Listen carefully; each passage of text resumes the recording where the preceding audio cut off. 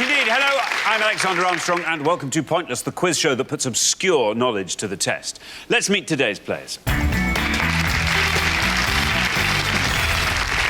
And first, we welcome back Ben and Roger, who were on the show last time. Everyone gets 2 chances to reach the Pointless final. This is your second and final chance. Now, Ben, remind us how you know Roger. He's my father. And Roger, remind us what happened last time. Well, we came unstuck on the top 40s from the 1960s. That's right. What do you like to get up to in your spare time, Roger? Eating is good. Eating? Yeah, So food things Yeah, would be I like good. curry. I'm good, Okay. good with spices. OK, spices. Yes, spices is These good. might all turn into good pointless categories. Ben, do you have any other hobbies? Yes, I play American football for my university. So, Right. I finished the season for this year. Does that mean you follow American football generally? Not very well, but I would know enough. Enough. OK. Well, good to have you back, Ben and Roger. Very, very best of luck to you. Let's hope we see more of you than we did last time. And next, we welcome Chris and Lynn. Now, Chris, how do you two know each other? A few years ago, I worked in Luxembourg, and they asked me to come over to London to start working in London for a commodity broker, and that's how I met Lynn's husband. So that's how we met. Sorry.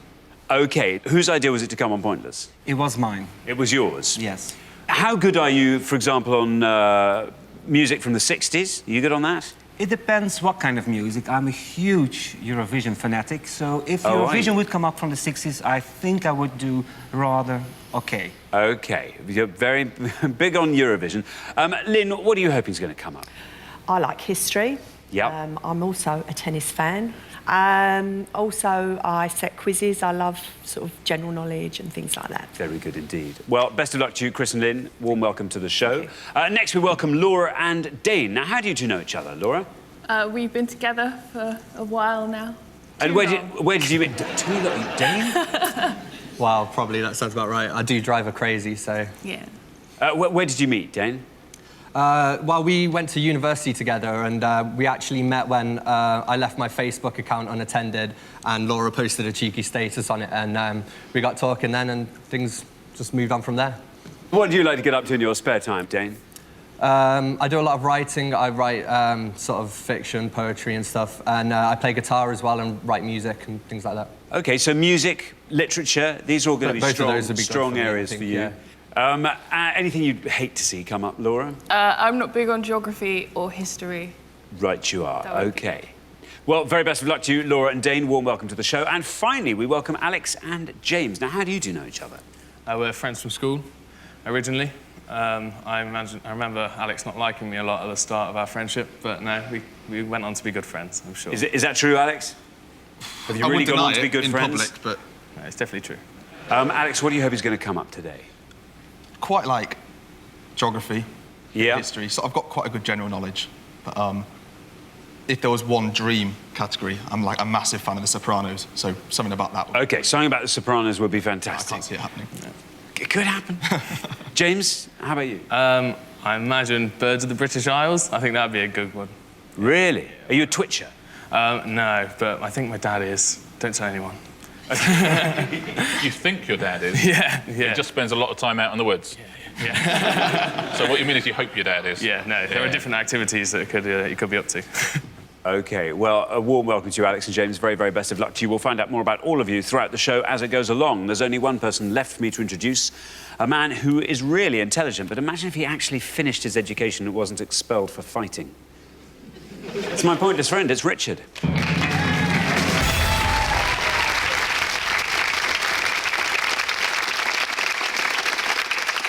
Now, got this big jackpot, haven't we? And no one can win it. Record-breaking Record-breaking jackpot. Biggest We now have ever the largest jackpot. ever jackpot we've ever had. We are desperate to give it away. Please, somebody win it. It'd be lovely. There's a lot of money in this jackpot, so everybody got one returning pair. That's Ben and Roger. We didn't see a huge amount of them last time, so it's a fairly open field, I would say. Thanks very much, Richard. Now, all our questions on Pointless have been put to 100 people before the show. In order to get to the final round and be in with a chance of winning our jackpot, our contestants need to find the answers those 100 people couldn't think of. So the fewer of the 100 people who knew the answer, the fewer points you will score. Now, what everyone's trying to do, of course, is to find a pointless answer. That's an answer that none of our 100 people gave. And each time that happens, we will add £250 to the jackpot. As Richard said, nobody won the jackpot last time, so we add another £1,000 to that. So today's jackpot starts off at £16,250. Right, if everyone's ready, let's play Pointless.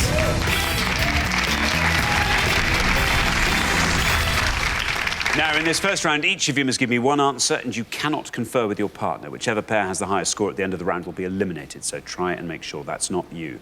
OK, our first category today is fictional characters.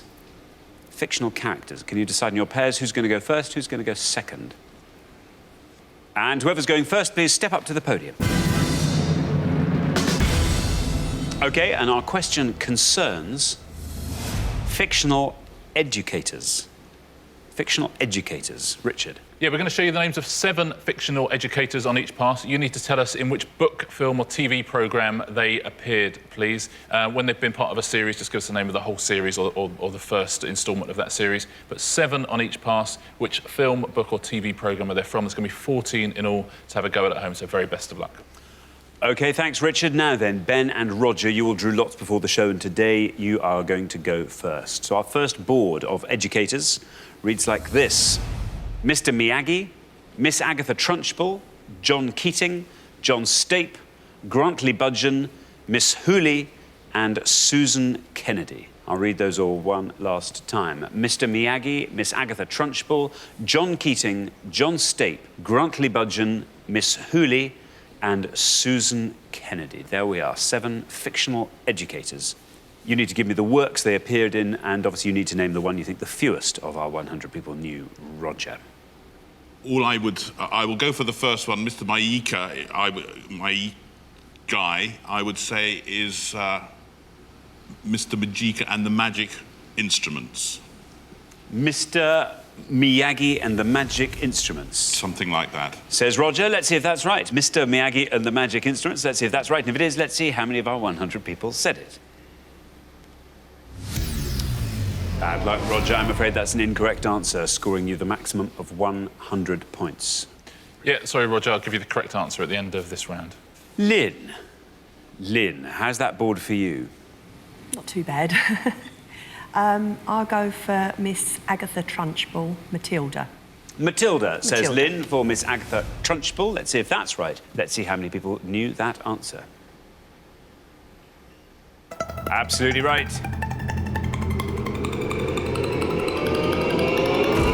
26.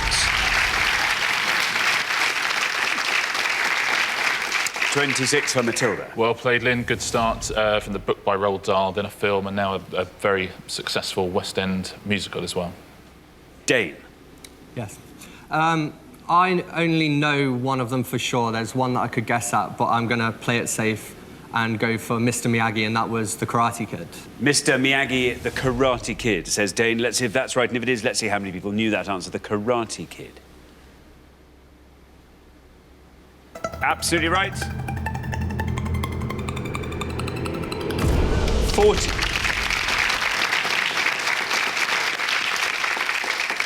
40. Yeah, it's a big score, isn't it? Everyone loves Mr. Miyagi. Alex. The only one that I knew was Mr. Miyagi, so I'm going to have to take a complete stab in the dark. I've looked down them, I just can't figure any of them out. So I'm going to take a wild stab at Miss Hulie, being from Biker Grove. Miss Hulie from Biker Grove, says Alex. Biker Grove, Miss Hulie, is that right? How many people knew that answer if it is? Bad luck, Alex. Great answer. Sadly, a wrong answer, though. Scores you the maximum of 100 points. Yes, unlucky, Alex. Let's go through the rest of the board. It's a lovely board, this one, because there's sort of something for everyone here. They're all from very different genres, really. So if we start with Miss Hulie is from Balamory, as I'm sure lots of children and lots of parents of children would have got. 15 points that would have scored you. Now, John Stape is from Coronation Street. 30 points that would have scored you. He's the one who kidnapped Rosie and kept her in his grandmother's attic for 5 weeks. Susan Kennedy is from Neighbours. She's a teacher and then principal at Erinsborough High School, would have scored 32 points for another big score. Grantley Budgeon is from Waterloo Road, would have scored you 12. And the last one, John Keating, do you know that? You'll know the film and you'll know the character, played by Robin Williams in Dead Poets Society. Yeah, and that would have scored 1 point. Very well done to anyone who got all 7 of those. There's some... 100 did fairly well. Mr. Miyagi, the highest scorer of all. Yeah? He'd be delighted, wouldn't he? Very, very pleased with that. Very pleased. Thank you, Richard. Well, let's take a look at the scores. We're halfway through the round. Our best score of the past, 26, was Lynn's answer there. Matilda, very well done there. Lynn and Chris looking pretty strong at this stage. Then up to 40, where we find Dane and Laura. Then up to 100, where Alex and James and Roger and Ben are to be found. So, Ben and James, it's a tussle between the pair of you. So we need some good low scoring from both of you. OK, we're going to come back down the line now. Can the second players please take their places at the podium? OK, we're going to put 7 more fictional educators on the board, and here they come. We've got Edna Krabappel, Detective John Kimball, Sue Sylvester, Minerva McGonagall, Mrs. Bridget McCluskey, Dorothy Zbornak, and Ross Geller. I'll read those all one last time. Edna Krabappel, Detective John Kimball, Sue Sylvester, Minerva McGonagall, Mrs. Bridget McCluskey, Dorothy Zbornak, and Ross Geller. There we are. Now remember, we are looking for the fictional works in which these educators appeared. And obviously, James, you're going to try and find the one you think the fewest of our 100 people knew. You are the high scorers on 100. Yes. I know a few. Just trying to think which one would be best to go for. I think I would go for Edna Krabappel from The Simpsons. The Simpsons, says James. There's no red line for you, as you are the joint high scorers. Let's see if that's right, though. Let's see how many people said Edna Krabappel, The Simpsons. Absolutely right.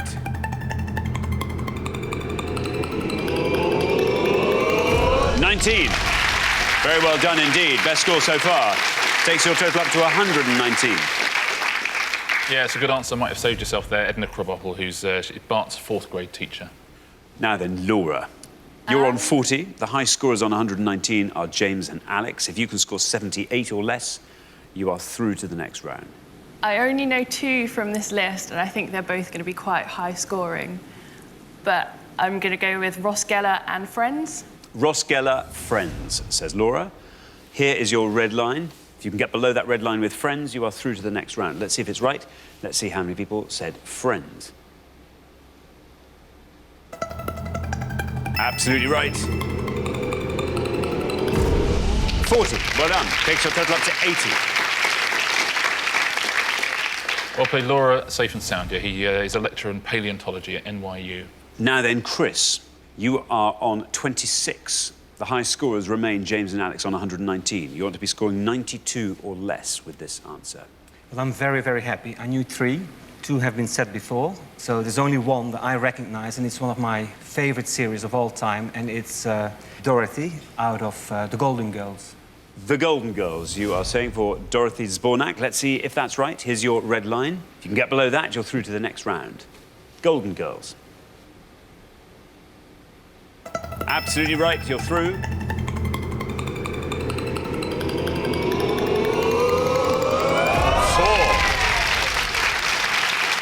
Very well done indeed there, Chris. That takes your total up to 30.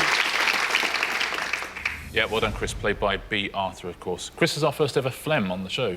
Yeah. Do you know that? We've never had a phlegm on before. That's good. Yeah. Ben, the high scorers on 119 are James and Alex. You're on 100. You have to score 18 or less to stay in the game. There's 2 I know. I'm very unsure of one and sure of the other, but I think the sure one won't score less than 19. I'm going to go with Sue Sylvester, Glee. Sue Sylvester, Glee, says Ben. Here's your red line. It's quite low. If Glee gets you below that red line, you are through to the next round. Let's find out. Glee, how many people said it? Is it right? It is right.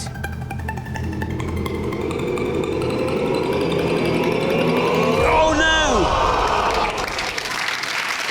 Ben, that scores 20. Alex and James are on 119.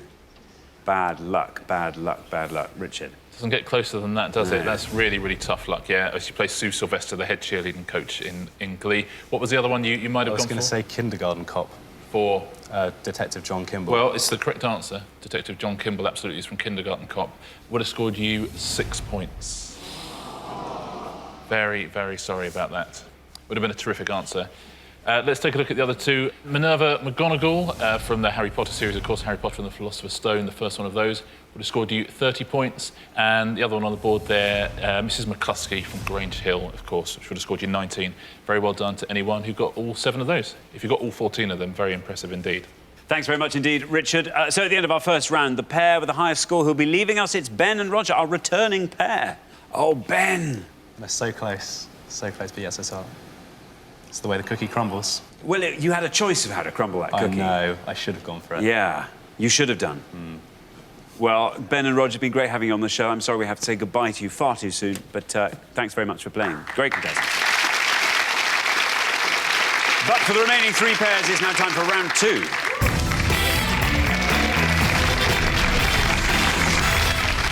Now, sadly, at the end of this round, another pair will be leaving us. I would say Chris and Lynn, on the strength of that last round, it's probably not going to be you. Amazing answering there. Lovely low scores. Laura and Dane, pretty solid performance there. Alex and James, whew. Indeed. Yeah, actually, no, James, you were fine. Alex. Yeah. Fair enough. Time for you to step up to the plate, I think. Yeah, James carried you through that round. Very, very best of luck to all 3 pairs. Our category for round 2 is football. Football. Can you all decide in your pairs who's going to go first, who's going to go second? And whoever's going first, please step up to the podium.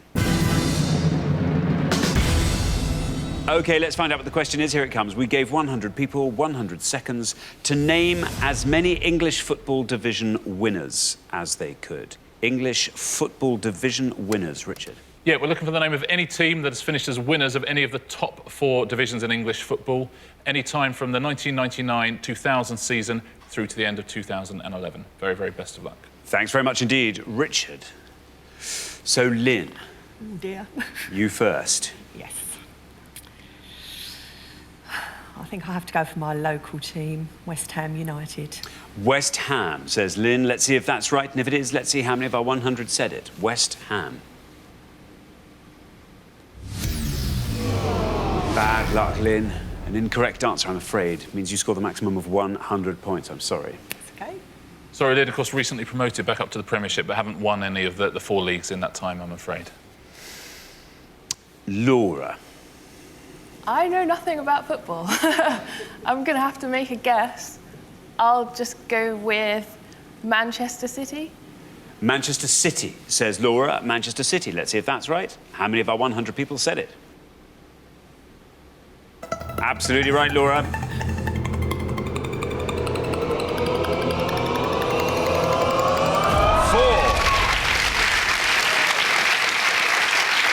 Good guessing. Manchester City. Well done, Laura. Now, that's a particularly low score because, of course, this poll was up to the end of 2011, so their recent Premiership victory wasn't counted in it. So that actually goes for the 2001-2002 win that they had. So I'm going to note that down as lucky. Who cares? Good answer. Great score. Alex, what's the most obscure team you can think of that's won one of the top 4 leagues? Redeem myself after that first round. I'm going to play it quite safe, knowing that there's already 100 score. My team is Nottingham Forest. We haven't won anything in absolute years, but I know that a couple of years ago they were pushing for promotion, and Newcastle actually won the championship that year. So I'll say Newcastle United. Newcastle United, says Alex. Let's see if that's right. Let's see how many people said Newcastle United. Absolutely right.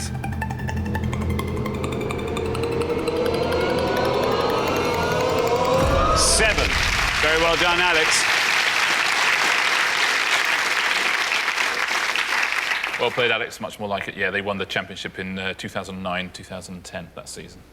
Well, we're halfway through the round. Let's take a look at the scores as they stand. 4, Laura, the very best score of the past. So Laura and Dane looking very strong at this stage. Then up to 7, where we find Alex and James, and then way up to 100, where we find Lynn and Chris. Chris, I don't know how good your football knowledge is. Not very good. Well, you're going to have to dig very, very deep into it, is all I'm going to say. We need a very low score from you. We're going to have to hope that's enough to keep you in the game. Best of luck. We're going to come back down the line now. Can the second players please take their places at the podium? OK, so we are looking for teams that have won the top 4 leagues of English football from 2000 to 2011. James, you're on 7. The high scorers on 100 are Chris and Lynn. If you can score 92 or less, you are through to the next round. Sports isn't my favourite of rounds, but I'm pretty confident that Derby County actually won a football decision and got promoted a few years ago. So I think I'm going to go for Derby County. Derby County, says James. Here is your red line. You get below that with Derby County, you're through to the head-to-head. Let's see, is it right? How many people said it, if it is? Oh, bad luck, James. An incorrect answer, I'm sorry to say, scoring you the maximum of 100 points, which takes your total up to 107. Yeah, again, sorry, no Derby County. There's been promotions and relegations, but no actual wins in any of those leagues. Dane. We're looking for any teams who've won the top 4 leagues of English football from 2000 to 2011. The high scorers on 107 are James and Alex. They are out of your reach. Even if you score 100 points, you won't overtake that score. Right. I'm just going to go for quite a random low league team, and I will guess at Hartlepool United. Hartlepool United. Might as well have a go. Might as well. Let's see, Hartlepool United. Let's see if it's right, and if it is, let's see how many people said it. Bad luck, Dane. Worth a punt. Sadly, it's incorrect. Scores you 100 points, takes your total up to 104. Richard. Yeah, sorry, Dane, absolutely worth a punt. It's a perfectly good answer. Again, they've been promoted, they've been relegated, but haven't won any of those leagues in this time period. So then, Chris, you're on 100. The high scorers on 107 are James and Alex. If you can score 6 or less, you will go through to the head-to-head. I know absolutely nothing about football. Now, about 15 years ago, I arrived in England and I went a little bit more up north, and I stayed in a place which was called Preston to learn English, and so that's going to be my answer, Preston. I hope they have a football team, I'm not really sure, so I say Preston. OK, Preston, says Chris. Preston, there is your red line. Let's see if you can get below that red line. If you do with Preston, you are through to the head-to-head. Let's find out. Preston, how many people said Preston? Absolutely right, Chris. And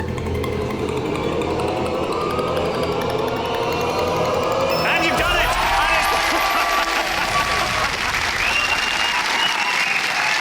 That's a pointless answer. It adds £250 to today's jackpot, takes the total up to £16,500, and it scores you nothing. It keeps your total at 100. You are the lowest scorers of that round. Chris and Lynn, unbelievable. Richard. Wow, they really taught you to speak English, didn't they? That's very impressive. In some ways, actually, there are other pointless answers, but in some ways, the most obscure pointless answer of all, because they won it as far back as possible in our little time frame there. They won it in the year 2000. It's a very, very, very good answer. Very well played. Preston North End, of course. So Preston North End, a brilliant pointless answer, but let's take a look at some more of the pointless answers. All of these, apart from 2 pointless answers, they won the lowest flight of British football, which used to be called Division 3, then became League 2. There's a couple of exceptions, but let's take a look at all of them.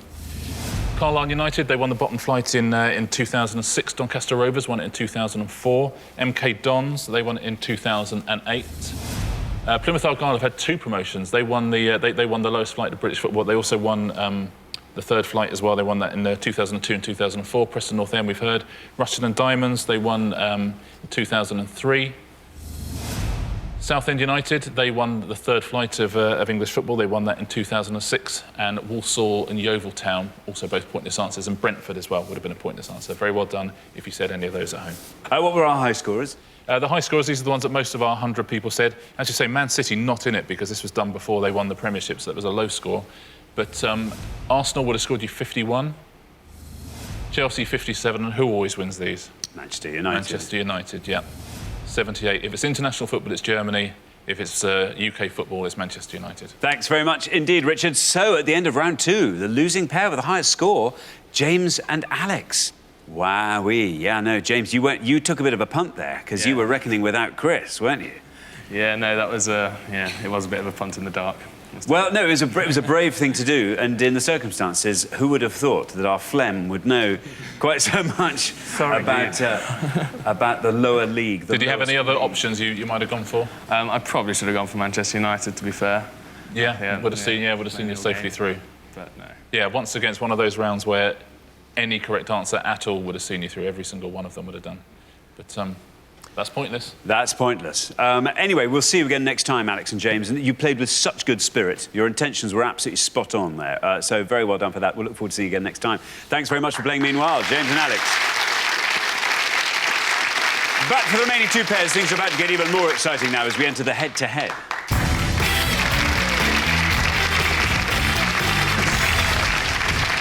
Well, congratulations, Chris and Lynn, Laura and Dane. You are now only one round away from the final and a chance to play for our jackpot, which now stands at £16,500.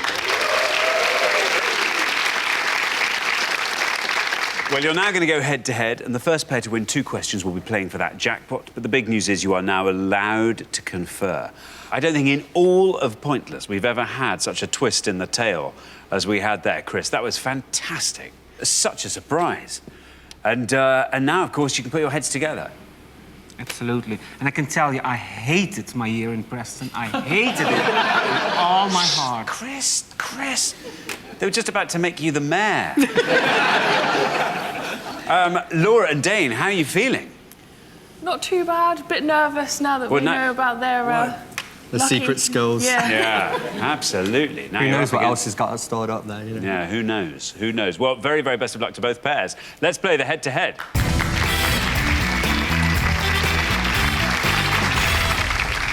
OK, here comes your first question, and it concerns statues and their locations. Statues and their locations. Richard. Yeah, we're going to show you 5 pictures now of statues or monuments from around the world. Can you tell us in which city would you find any of these 5, please? Good luck. OK, let's reveal our 5 statues, and here they come. We have got A, B, C, D, and E.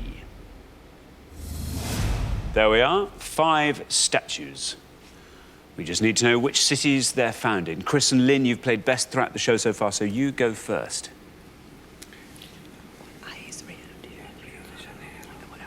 OK, we go for A, Rio de Janeiro. Rio de Janeiro, you're saying for A. Now then, Laura and Dane, talk us through the rest of the board, if you can.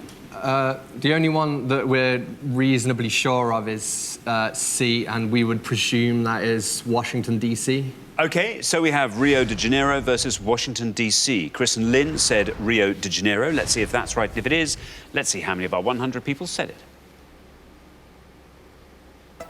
Absolutely right. 60.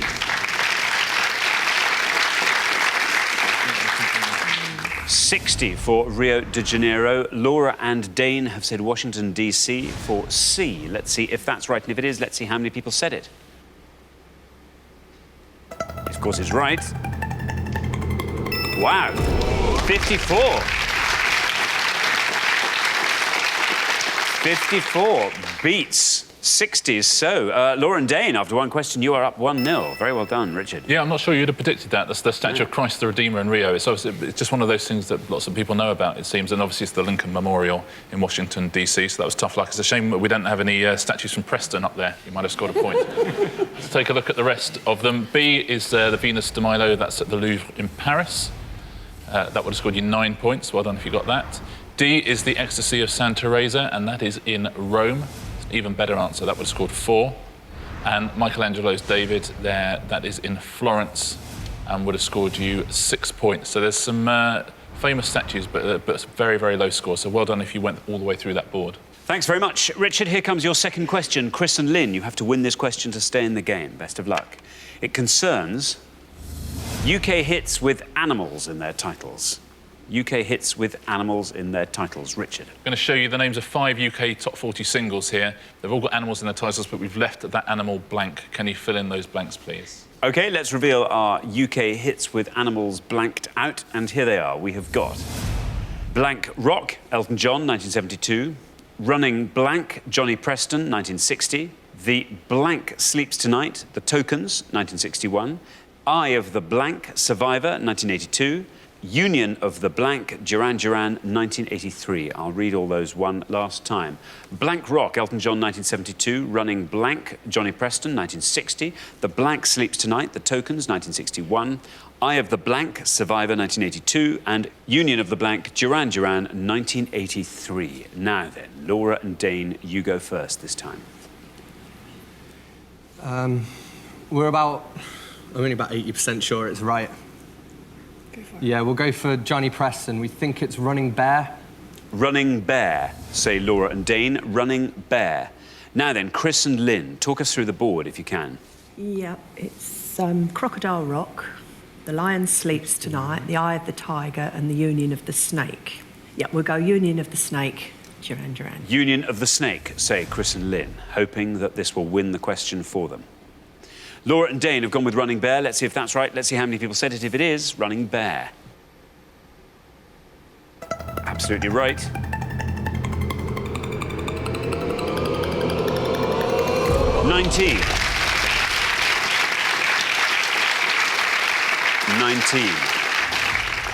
Chris and Lynn, 19's what you have to beat to stay in the game. You've gone for Union of the Snake. Let's see if that's right, and if it is, let's see how many people said it. Union of the Snake. Absolutely right. You've done it, very well done. Brilliant, 11 for Union of the Snake. You're back in the game, Chris and Lynn, which means after 2 questions, it's 1-all. Very well done, Richard. Yes, a very good answer, actually. It's the best answer on the board. That was number 3 hit for Duran Duran. Let's go through the rest of the board. You've given us all the correct answers. Crocodile Rock, Elton John. That would have scored 48. The Lion Sleeps Tonight, The Tokens. Tight Fit also had a #1 single with that. That would have scored 84. Now, Eye of the Tiger, that is the right answer. I have to say, is one of the biggest scores I've ever seen for a pop culture round. 95 points. Wow. 95 out of every 100 people can tell you the survivor hit was Eye of the Tiger. That's pretty good name recognition. Yeah, very good indeed. Now, here comes your 3rd question. Whoever wins this question goes through to the final and plays for that massive jackpot. It concerns Superman. Richard. Yeah, it's simply going to give you 5 clues to facts about Superman. The team that gives us the most obscure answer is going to go through to play for that big old jackpot. So very, very best of luck, both teams. OK, let's reveal our 5 clues to facts about Superman, and here they come. We have got DC Comics publication in which he first appeared, his real birth name of the newspaper for which his alter ego worked, green substance to which he is most vulnerable, and his enemy, played on film by Gene Hackman and Kevin Spacey. I'll read those all one last time. DC Comics publication in which he first appeared, his real birth name of the newspaper for which his alter ego worked, the green substance to which he is most vulnerable, his enemy, played on film by Gene Hackman and Kevin Spacey. There we are, 5 facts about Superman. Chris and Lynn, you go first.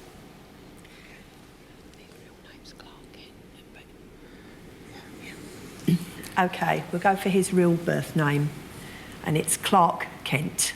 Clark Kent, say Chris and Lynn. Clark Kent.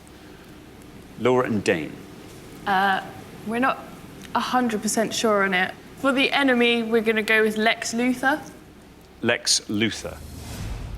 OK, so Chris and Lynn, Clark Kent is the birth name you're supplying for him. Clark Kent. Let's see if that's right, and if it is, let's see how many people said it. Clark Kent.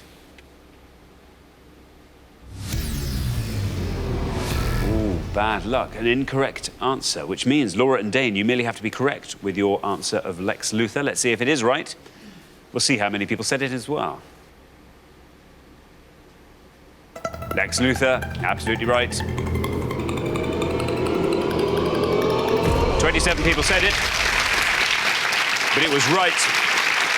Which means, after 3 questions, Laura and Dane, you are through to the final 2-1. Very well done indeed, Richard. Yeah, it's a tough way to go out. Clark Kent is his alter ego, of course. I don't think it would have beaten 27 points anyway, but his real birth name is actually Kal-El. Kal-El is his birth name. Nick Cage is such a big Superman fan, he called his second son Kal-El. Really? Yeah. Would have scored you 8 points. Very well done if you said that at home. The name of the newspaper he worked for, Daily Planet. That would have scored you 35 points. The green substance is kryptonite. And that would have scored 56. That's the biggest answer on the board. And the best answer on the board is the DC Comics publication, is Action Comics. And that would have scored you 1 point. So very well done if you said that at home. And very, very well done, guys. Well, thanks very much, Richard. So our losing pair at the end of the head-to-head round is Chris and Lynn. Wow. Well, now, normally, when people manage to fluke their way into the head-to-head, it's a sure sign that they're going to go on and win the jackpot. This time, that hasn't happened. But you will be back next time. I mean, you've done so well. Some great answers there. Rio de Janeiro was a surprisingly big score, I thought. It was. But there we are. You've done very well, very exciting head-to-head, and we will see you again next time. We'll look forward to that very much indeed. Meanwhile, thanks very much for playing. Chris and Lynn. But for Laura and Dane, it's now time for our pointless final.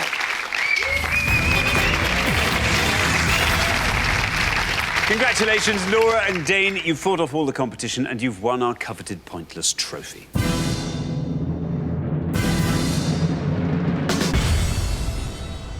You now have a chance to win our pointless jackpot, and at the end of today's show, the jackpot stands at £16,500.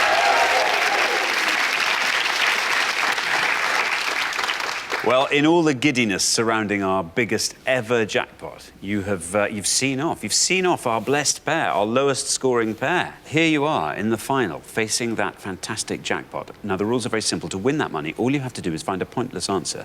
We've had one pointless answer on the show today. You only have to find one now, and you will go home with that £16,500. Firstly, you've got to choose a category, and you can choose from these 5 options. They are literary awards, film actors, funky music, horse racing, 20th century dramatists. What do you think? I'm thinking maybe literary awards. Really? Well, I'm thinking we could just name some authors or some books. Okay, if I don't know, it's up to you. it's either film actors or literary awards. Let's do literary awards just because. Okay, Yeah, if we don't win, this is going to be my fault. yeah, it's going to be over after that. Yeah, literary awards. OK, literary awards. Let's find out what the question is. Here it comes. We gave 100 people 100 seconds to name as many authors who have won the Gold Dagger Award as they could. Richard. Yeah, we're looking for any winner of the Crime Writers Association Gold Dagger Award from 1960 all the way through to the 2011 prize, please. So anyone who's won the Crime Writers Association Gold Dagger Award. Very, very, very best of luck, guys. OK, you now have up to 1 minute to come up with 3 answers, and all you need to win that £16,500 is for just one of those answers to be pointless. Are you ready? Yeah. OK, let's put 60 seconds on the board. There they are. Your time starts now. Crime writers. Well, the obvious one's Agatha Christie, I suppose. Yeah, that's the one that's the only one I can think of. But I'm thinking, how about people like Harlan Coben? I think that's how you say his name. Harlan Coben. Yeah, C-O-B-E-N. Okay. I'm trying to think who my mum reads. Who else have we got? Would what are you going to say? Would something like the Dexter series be under crime? Yeah. So probably. Jeff Lindsay. Try that. Yeah, no, okay, we'll put that. Jeff Lindsay. What was the other one? Harlan Coben. Harlan Coben. And then some old one we want really, mid-70s or something that no one's going to remember.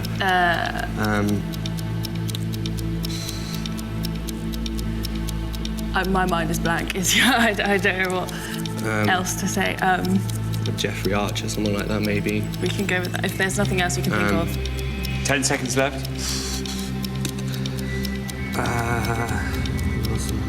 And we'll go. Maybe those 3. I think that's the best we're going to do. OK, you have your 3 answers. Your time is now up. We were looking for winners of the Golden Dagger Award. I now need your 3 answers. Harlan Coben, I think that's how you say his name. Harlan Coben. C-O-B-E-N. Who else did we say? Jeff Lindsay. Jeff Lindsay. And Jeffrey Archer. Yeah, and Jeffrey Archer. Yeah. OK, of those 3, which do you think's your best shot at a pointless answer? Probably Jeff Lindsay. Probably Jeff. OK, Jeff Lindsay. We'll put Jeff Lindsay last. And your least likely? Jeffrey Archer, I think. Jeffrey Archer. OK, let's put those up on the board in that order, and here they are. We have got Jeffrey Archer, Harlan Coben, and Jeff Lindsay. OK, so we are looking for winners of the Gold Dagger Award. Jeffrey Archer was your least confident answer. Remember, you only have to find one pointless answer to win that jackpot of £16,500. So let's see how many people said Jeffrey Archer. OK, an incorrect answer. He was kind of just filling that place for you, though, wasn't he, Jeffrey Archer, to be honest? You were trying to find a third answer to go there. So, unfortunately, not a pointless answer, which means you only have 2 more chances to win today's jackpot. £16,500. Laura, what would you do with that? Probably spend it on a holiday. I've always wanted to go around the world, so that might contribute nicely to that. Dane, how about you? I think I'd go to a bunch of music festivals next year, probably. And pay off my overdraft from university as well while I'm at it. OK, very good. Well, very, very best of luck. Let's hope one of your 2 remaining answers wins that jackpot for you. We are looking for winners of the Gold Dagger Award. Your next answer, Harlan Coben. Let's hope nobody said it. Let's hope it's right. So let's find out. For £16,500, is Harlan Corbin a pointless answer? Oh, bad luck. Bad luck. Another incorrect answer, which means you only have one last chance to win that jackpot. However, you said your last answer, Jeff Lindsay, was your most confident answer. We're looking for winners of the Gold Dagger Award. So for £16,500, this has to be pointless. Let's find out. How many people said Jeff Lindsay? Is it right? No, bad luck. Oh, wow.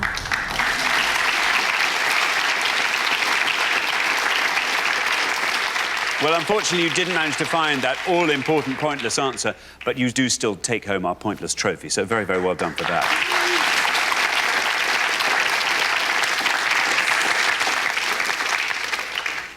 Yeah, unlucky guys, 3 incorrect answers. Actually pretty good answers, I would say. As you say, Jeff Lindsay writes the Dexter books. He's never won the Gold Dagger. And Harlan Coben as well, a brilliant crime writer who's never won it. This is one of those categories, though, I think if it had fallen into the laps of the right people, the jackpot would have gone. Loads of people at home would have done well, because crime fiction is one of those things that people love. And there's some big names out here that will be staring out of your bookcases even as we speak. Let's take a look at a few of them. James Lee Burke, the American crime writer, brilliant crime writer, wrote the Dave Robichaux series, amongst others. Henning Mankell, the creator of Wallander, he was a pointless answer. Colin Dexter, the creator of Morse, also a pointless answer. Francis Fifield, the wonderful Val McDermid, who created all the Tony Hill characters in Wire in the Blood and all those things. She's brilliant. John le Carré won it twice.